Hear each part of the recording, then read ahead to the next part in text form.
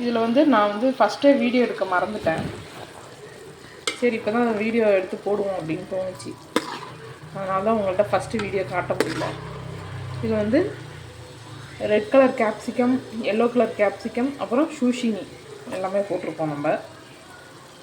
இந்த க்ரீனாக இருக்குல்ல அதுதான் சூஷி போட்டாச்சு. இந்த காய்கறிகள்லாம் இந்த ஆயிலில் நம்ம வதக்குறோம்.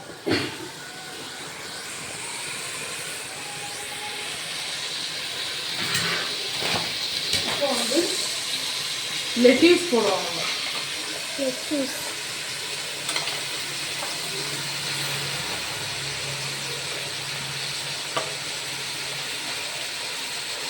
லெட்யூஸ் போட்டோம். இதெல்லாம் நல்லா வதங்கணும்.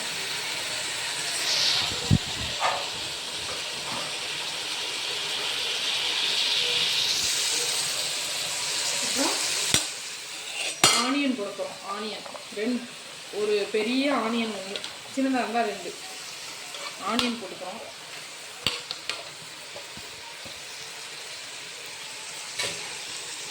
அதுக்கப்புறம் ஒரு பெரிய டொமேட்டோ.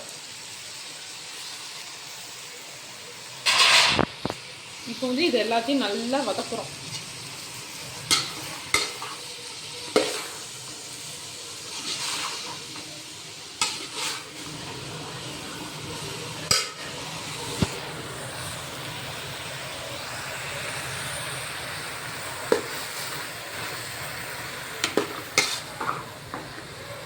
நல்லா வதக்கணும். எவ்வளோ கலர்ஃபுல்லாக இருக்குது பார்த்தீங்களா? இதுமாரி கலர்ஃபுல்லாக செஞ்சால் பசங்க நல்லா சாப்பிடுவாங்க.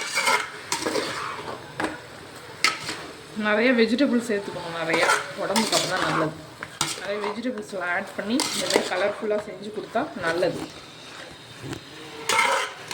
இப்போ இந்த வெஜிடபிள்ஸ் நல்லா வெந்து வதங்கி வரணும்.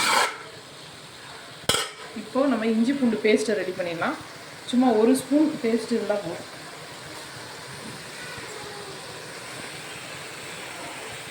வதங்கட்டும். வெஜிடபிள்ஸ் நல்லா வதங்கணும், கொஞ்சம் வேகணும். ஸோ மூடி போட்டு கொஞ்சம் ஒரு 5 நிமிஷம் வேக வைக்கலாம்.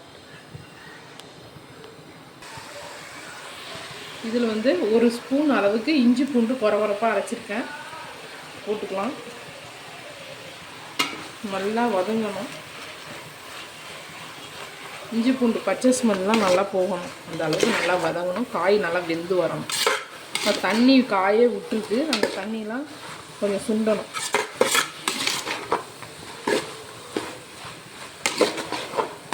அது வரைக்கும் நல்லா வதக்குவோம் நம்ம. இப்போது கொஞ்சோண்டு சோயா சாஸ் ஊற்றலாம். ஏன்னா அது கொஞ்சம் காய்கறி நல்லா சீக்கிரம் வெந்து கொடுக்கும். 1 ஸ்பூன் அளவு.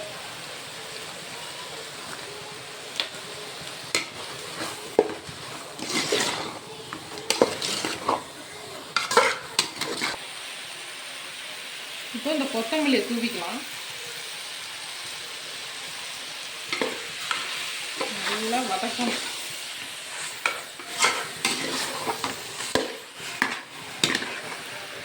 நல்லா காய் வெந்து வதங்கி வந்துடுச்சு. பாருங்கள் எப்படி வதங்கிடுச்சுன்னு. இப்போ நம்ம வந்து இந்த வேக வச்சுருக்கோம் பாஸ்தா வந்து தண்ணியில் வேக வச்சுருக்கோம் லைட்டாக உப்பு போட்டு. இது வந்து நம்ம வெந்து வச்சுருக்கிறத போடலாம்.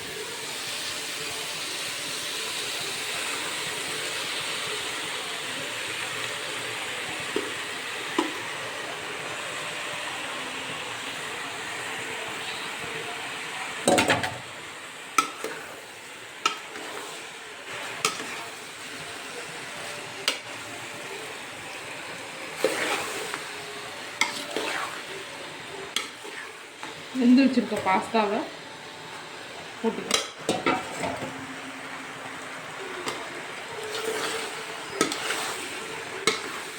இது நல்லா வதங்கணும். அதாவது இது ரெண்டும், இந்த வெஜிடபிள்ஸும் இதுவும் நல்லா மிக்ஸ் ஆகணும். அதை அந்த அளவுக்கு கலந்து கொடுத்துக்கலாம்.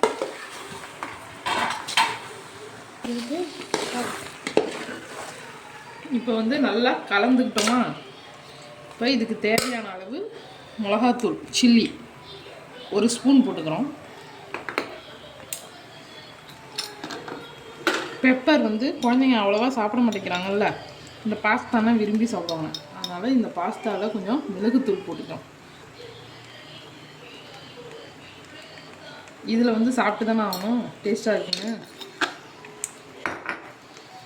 இப்போ இதை கிண்டிக்கிட்டு கொஞ்சம் சால்ட்டு கொஞ்சம், ஏன்னா நம்ம அரை உப்பு தான் போட்டிருக்கோம், அதான் கொஞ்சம் அரை உப்பு இன்னும் கொஞ்சம் கூட போட்டுக்கணும். தேவையான அளவு உப்பு சேர்த்துக்கலாம்.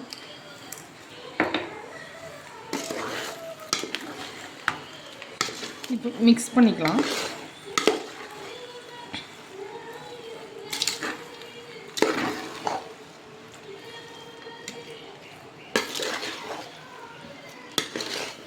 இப்போ தேவையான அளவு கெச்சப் கொஞ்சம் போட்டுக்கலாம்.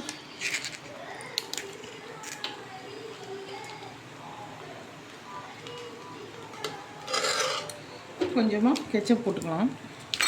இப்போ இதை மிக்ஸ் பண்ணிக்கலாம்.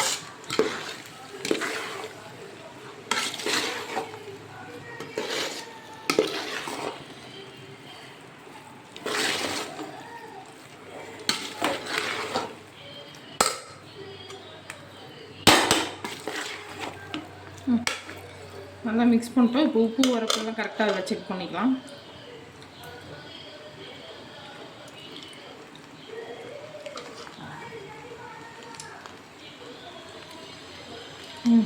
இப்போ கரெக்டாக இருக்குது. உப்பு மட்டும் கொஞ்சம் கம்மியாக இருக்குது.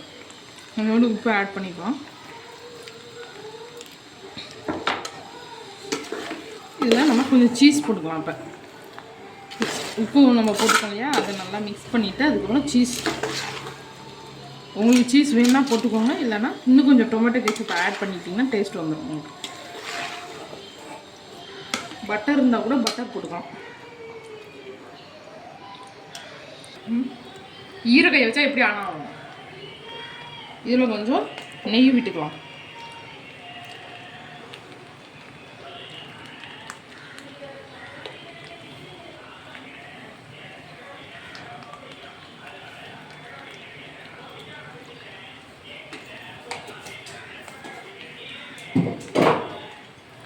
இதில் கலரிக்கலாம்.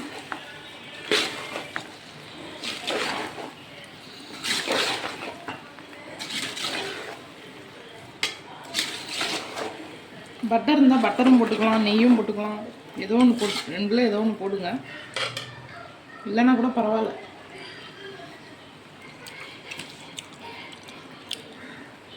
நான் சால்ட்டு தான் கொஞ்சம் கம்மியாக போட்டுறேன். இன்னும் கொஞ்சம் சால்ட்டு போட வேண்டியிருக்கு. நான் நீங்கள் தேவையான அளவு பார்த்து போட்டுக்கோங்க. சீஸ், மொசரெல்லா சீஸ் எடுத்துருக்கேன். இது ஒரு 2 கைப்பிடி அளவு நம்ம சேர்த்துக்கோம்.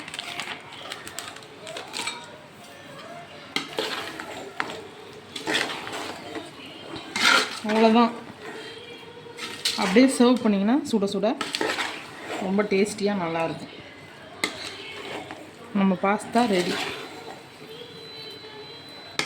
பாருங்கள், நீங்களும் வீட்டில் செஞ்சு டேஸ்ட் பண்ணுங்கள். இந்த மொசரெல்லா சீஸ்லாம் போட்டு டேஸ்ட்டாக இருக்கும். சாப்பிட்டு எப்படி இருக்குன்னு கமெண்ட்டில் சொல்லுங்கள்.